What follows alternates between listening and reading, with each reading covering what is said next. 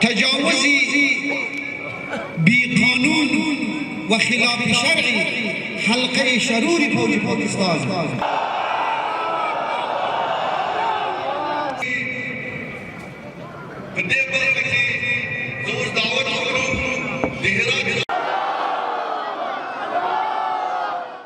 ما به خاطر زی وطن، به خاطر زی دین، به خاطر زی ایمان هم جان میدیم هم جان میگیریم. اگر کسی خواسته باشد که در وطن ما به بد نظر سی کنه، بلکه ما چشم از حلقه سرش بیرون میکنیم.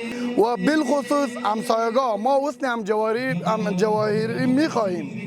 ولی اگر کسی خواسته باشد که برادرها و طفلای ما را به شهادت برسانه، ما حاصل همو کسایی همو مجرمین را میکشیم که اونا به همو عمله دست داشته.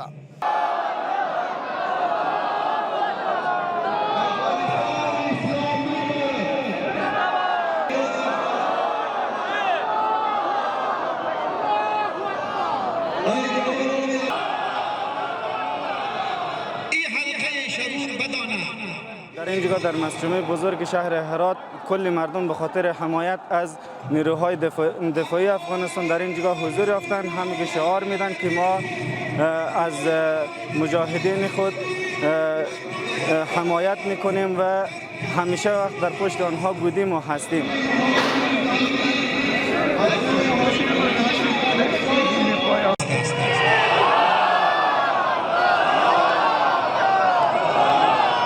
ما با امیر میخوریم